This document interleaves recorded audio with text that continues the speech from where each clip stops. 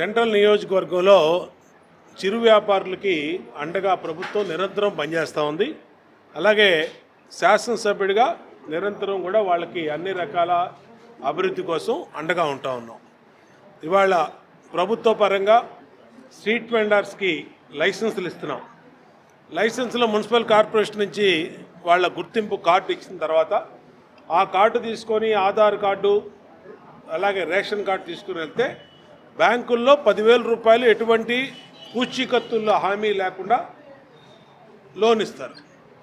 ఆ 10,000 రూపాయలు కనుక మళ్ళీ తిరిగి ప్రాంప్ట్గా కనుక చెల్లిస్తే 50,000 వరకు రుణాలు ఇవ్వటం.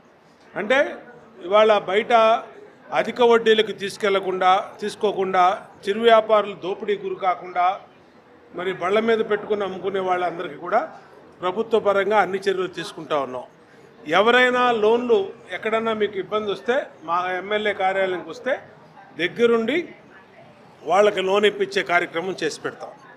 అట్లాగే ప్రభుత్వ పరంగా కూడా సబ్సిడీలు చిరు వ్యాపారులకి లోన్లు కానీ అన్నీ కూడా సబ్సిడీ రుణాలు కూడా పెట్టబోతా ఉన్నాం. ఇదే కాకుండా ఇవాళ ఏదైతే డోర్ టు డోర్ పాదయాత్ర చేసినప్పుడు మా దగ్గరకు వచ్చి మా వ్యాపారం బళ్ళు పోయినాయి, బళ్ళు పాడైపోయినాయి, మన వరదల్లో దెబ్బతిన్నాయి, ఆర్థికంగా బళ్ళు కొనుక్కోలేని స్థితిలో ఉన్నామంటే మరి వాళ్ళందరికీ కూడా ఉచితంగానే బళ్ళు ఈరోజు ఇవ్వటం జరుగుతూ ఉంది. ఎన్ని అప్లికేషన్లు వచ్చినా నోట్ చేసుకొని ఆ అప్లికేషన్లు మా డివిజన్ పార్టీ నాయకులు ధృవీకరించిన తర్వాత వాళ్ళందరికీ సహాయం చేయటం. ఇవాళ 64వ డివిజన్ రవికుమార్ కానీ మిగిలినటువంటి డివిజన్ నాయకులు కానీ నిరంతరం కూడా ప్రజలకి అండగా ఉంటూ సహాయం చేయడంలో ముందుకెళ్తా ఉన్నాం. ఏది ఏవైనా P4లో పీపుల్స్ ప్రైవేట్ పబ్లిక్ పార్ట్నర్షిప్ అని ఏదైతే ముఖ్యమంత్రి చంద్రబాబు నాయుడు గారి పిలుపుందో దాంట్లో ఉన్న వర్గాల నుంచి లేని వర్గాలను ఆదుకోవటం, వాళ్ళకి అండగా ఉండటం. అది ఆర్థికంగా కావచ్చు, వ్యాపార పరంగా కావచ్చు, చదువుల పరంగా కావచ్చు, లేదంటే ఇంకో రకంగా కావచ్చు, ఏదొచ్చినా సరే దానికి జవాబుదారితనంగా చేస్తూ ఉన్నాం. ఈరోజు P4లో భాగంగా దాదాపు 20 తోపుడు బళ్ళు నిన్న ఈరోజు ఇవ్వటం జరిగింది. భవిష్యత్తులో కూడా ఇస్త్రీ బళ్ళు కానీ అన్నీ కూడా రజకులకి కుల వృత్తులు చేసుకున్న వాళ్ళందరికీ కూడా సహకరిస్తాం. అన్ని రకాలుగా వాళ్ళకి అండగా ఉంటాం. మా నియోజకవర్గంలో పేద వర్గాలని కంటికి రెప్పలాగా చూసుకుంటామని తెలియజేస్తాం. బాగుంది సార్. బొండమ్మ గారు మాకు దయ చూపించి బండి ఇప్పించారు. ఏదో కూరగాయల వ్యాపారం చూసి ఆయన వేడుకుంటే మాకు బండి ఇప్పించారు సార్. బాగుంది సార్, బాగుంది. అంతకు ముందు కంటే ఇదే బాగుంది. నాకు పర్లేదు సార్. మాకు అమ్మఒళ్ళు కూడా పడ్డాయి సార్. మాకు గవర్నమెంట్ చాలా బాగుంది సార్, పర్లేదు. అప్పుడు మీద ఇప్పుడు పర్లేదు సార్, చాలా మెరుగు. ఆయన ఆస్తా అన్నాయన్నీ వేస్తున్నారు, ఇస్తున్నారు. గవర్నమెంట్ స్కూల్లో పిల్లల బ్యాగులు ఏంటి, బుక్స్ ఏంటి, అలాగే అమ్మఒళ్ళు ఏంటి, మాకేమీ లేకపోతే ఉపాధి కొరకు మేము అడుగుతుంటే మాకు అలాగే ఇప్పించారు. కార్పొరేట్ల ద్వారాగా ఎమ్మెల్యేల ద్వారాగా మాకు ఇప్పిస్తున్నారు సార్. చాలా చాలా ధన్యవాదాలు సార్. బాగుంది. ఇదే బాగుంది. బండి ఇచ్చారు, నేను అడగంగానే ఇచ్చారు. బొండమ్మ గారు ఇచ్చారు. కూరగాయలు పెట్టుకోవడానికి బాగుంటారు, చాలా బాగా మాట్లాడతారు. పింఛని వస్తుంది అడగంగానే. పింఛని కూడా పెరిగింది, బాగుంది, చాలా చాలా బాగుంది. ధన్యవాదాలండి ఎమ్మెల్యే గారికి. సామ్రాజ్యం నెట్ సామ్రాజ్యం ఒక వ్యాపారం చేసుకుంటానంటే బండి ఇచ్చారు నాకు. ఏ కూరగాయలు అమ్ముకుంటాను, ఆయనకి ట్యాంక్స్.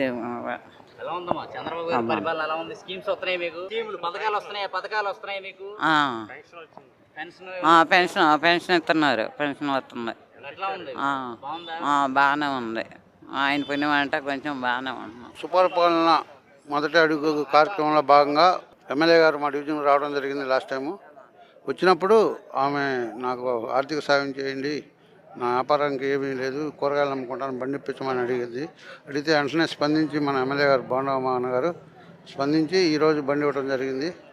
అలాగే మన కూటమి ప్రభుత్వం పేద ప్రజలకి, మధ్యతరగతి ప్రజలకి, అందరికీ బీసీ ఎస్సీ ఎస్టీ మైనార్టీలందరికీ అండగా ఉంటూ ఆర్థిక సాయంలో కానీ సంక్షేమ పథకాలు కానీ అమలు చేయటంలో ముందడుగు ఉంది. అలాగే మన ఎమ్మెల్యే గారు సెంట్రల్ నియోజకవర్గం మొత్తం ఎక్కడ ఏ సమస్య ఉన్నా పేదలకు కానీ ఇట్లా ఆర్థిక సాయం అందించడంలో కానీ ముందడుగేస్తున్నారు. ఎమ్మెల్యే గారికి ధన్యవాదాలు తెలియజేస్తున్నాం మా 29 డివిజన్ తరఫున. ఏడాది పాలన స్వర్ణయుగంగా రాష్ట్ర ప్రజానీకం మొత్తం చెప్తున్నారు. గత నెల నుంచి మేము ఈ రాష్ట్రంలో ఉన్నటువంటి 3,99,00,000 ప్రజానీకం 5,10,00,000 మంది జనాభా దగ్గరికి పోతుంటే ఇచ్చినటువంటి హామీలే కాకుండా ఇవ్వనటువంటి హామీలను కూడా అమలు చేస్తున్నటువంటి ప్రభుత్వం ఎన్డీఏ ప్రభుత్వం. 3,000 పెన్షన్ దగ్గర నుంచి 4,000 పెన్షన్ చేశారు. అంగవికలాంగులకు 6,000 చేశారు. డయాలసిస్ పేషెంట్ 10,000 చేశారు. మంచం మీద ఉన్నటువంటి వారికి 15,000 రూపాయలు చేసినటువంటి పరిస్థితి. అన్నా క్యాంటీన్ ద్వారా పేద వర్గాలకే కాకుండా ఎంప్లాయ్మెంట్ కొరకు వచ్చినటువంటి నిరుద్యోగులకి, అదేవిధంగా విద్యార్థులకి, కార్మికులకి అందరికీ అన్నా క్యాంటీన్ ద్వారా ఆకలి తీరుస్తున్నారు. మహిళలకు గుదిబండగా మారినటువంటి గ్యాసు బండ 3 ఉచితంగా ఇస్తున్నటువంటి పరిస్థితి ఉంది. రేపు ఆగస్టు 15వ తారీఖు నుంచి జిల్లాలో మహిళలకి ఉచితంగా బస్సు ప్రయాణ సౌకర్యం ఏర్పాటు చేశారు. ఇప్పటికే రేషన్ కార్డు లేనటువంటి ప్రతి ఒక్కరికి కూడా రేషన్ కార్డు పెడుతున్నారు. ఇంకొక నెల రోజుల్లో పెన్షన్లు కూడా అర్హులందరికీ ఓపెన్ అవుతున్నటువంటి పరిస్థితి ఉంది. ఈ రాష్ట్రం అమరావతి అంటే రాష్ట్ర రాజధాని అయినా 26 జిల్లాల్లో ఉండేటువంటి అభివృద్ధి వికేంద్రీకరణ చేసేటువంటి విధంగా ఈ రాష్ట్రం నారా చంద్రబాబు నాయుడు గారి నాయకత్వంలో, పవన్ కళ్యాణ్ గారి ఆధ్వర్యంలో పెద్ద ఎత్తున ముందుకు సాగుతుందని చెప్పి ఇప్పటికీ చెప్పారు. మెగా డిఎస్సి ద్వారా 18,000 పోస్టులు భర్తీ చేస్తున్నటువంటి పరిస్థితి ఉంది. ఇప్పటికే ఐటీ రంగాన్ని మరింత విస్తరింపజేసేటువంటి విధంగా లక్షల సంఖ్యలో రాబోయే 2 రోజుల్లో ఉపాధి ఉద్యోగ అవకాశాలు కల్పించడం కాకుండా ఇప్పటికే వేల సంఖ్యలో ఉద్యోగాలు ఇచ్చిన ఓటో పరిస్థితిని కూడా ప్రజానీకం మొత్తం ముక్తకంఠంతో మీ మీడియా ద్వారా, ప్రత్యేకించి మీది చైతన్యపూరితమైనటువంటి మీ మీడియా ఎప్పటికప్పుడు సమాజంలో జరుగుతున్నటువంటి అన్ని అంశాలని ప్రజలకు చేరువ చేస్తుంది. చైతన్యపూరితమైన ప్రజానీకం హర్షధ్వానాలు వ్యక్తం చేస్తున్నారు. P4 పథకం అంటే ప్రజలని పేదరికాన్ని సమపాలనలో మిళితం చేసి P4 పబ్లిక్ ప్రైవేట్ పార్ట్నర్షిప్గా మొత్తం చెబుతూ 2047 విజన్ని అమలు చేసేటువంటి విధంగా పేదవారు అనేది ఈ రాష్ట్రంలో లేకుండా ఉండేది. పేదల రహిత రాష్ట్రంగా తీర్చిదిద్దేందుకు ఒక ప్రణాళికను రూపొందించి ఆ ప్రణాళికని ముందుకు తీసుకుపోయేటువంటి విధంగా నారా చంద్రబాబు నాయుడు గారు ముందుకు సాగుతున్నారు. మీకు గుర్తుందో లేదో, గతంలో కూడా 2020 విజన్ 2020 అనేది పేరు పెట్టి హైదరాబాద్ని ఏ స్థాయికి తీసుకుపోయాడో ఉమ్మడి రాష్ట్రం ఉన్నప్పుడు 95 నుంచి 2004 వరకు మనందరికి కూడా తెలిసినటువంటి విషయమే. అలాగే P4 పేరుతో అభివృద్ధి చేస్తున్నాడు. నారా చంద్రబాబు నాయుడు గారు లక్ష్యాన్ని పుణుకుపుచ్చుకున్నటువంటి విజయవాడ సెంట్రల్ నియోజకవర్గ శాసనసభ్యులు ప్రభుత్వపు బోండా ఉమేశ్వర గారు ఇప్పటికే సెంట్రల్ నియోజకవర్గంలో పేదలకి ఆర్థిక సౌలంబన నిలబెట్టేటువంటి విధంగా, ఆర్థికంగా ఆదుకునేటువంటి విధంగా, ప్రభుత్వం నుంచి వచ్చేటువంటి ప్రతి ఒక్క సంక్షేమ పథకాలని వారికి అందించేటువంటి విధంగా, అవకాశం లేకపోతే అతని సొంత నిధుల ద్వారా వారిని ఆర్థికంగా ఆదుకుంటూ ముందుకు సాగేటువంటి విధంగా P4ని ఇప్పటికే 15 రోజుల నుంచి అమలు చేస్తున్నటువంటి పరిస్థితి ఉంది. ఆయన గత నెల రోజుల నుంచి ఈ నియోజకవర్గం ఉన్న ప్రతి ఇంటికి కూడా ఏడాది పాలన సుపరిపాలన అనేటువంటి పేరుతో నారా చంద్రబాబు నాయుడు గారు ఇచ్చింది తిరుగుతున్నారు. అక్కడ వచ్చినటువంటి సమస్యలు యుద్ధ ప్రాతిపదిక మీద అధికారులను అక్కడే పెట్టి పరిష్కారం చేసుకుంటూ ఉంది. దానిలో భాగంగా రోడ్ల మీద స్ట్రీట్ వెండర్లుగా ఉండేటువంటి వారు కానీ, హాకర్స్గా ఉండేటువంటి వారు కానీ, వివిధ చేతులు చేసుకున్న వాళ్ళు కానీ, తోపుడు బళ్ళు కానీ, ఆర్థికంగా ఆదుకునేటువంటి కానీ, బ్యాంకు లోన్లు కానీ, ఇతర ఏ సమస్య వచ్చినా ఆ సమస్యను చెందారు. దానిలో భాగంగా నిన్న ఈరోజు విజయవాడ తెలుగుదేశం పార్టీ సెంట్రల్ నియోజకవర్గ కార్యాలయం దగ్గర ఎమ్మెల్యే గారు సొంత నిధులతో ఎమ్మెల్యే గారు చేతుల మీదుగా దగ్గర 172 తోపుడు బలను ఇవ్వటం జరిగింది. ఇప్పుడే పేదలందరూ కూడా ఇక అరుపులు కేకలు వినపడుతుండగా హర్షధ్వానాల మధ్యన వ్యక్తం చేశారు.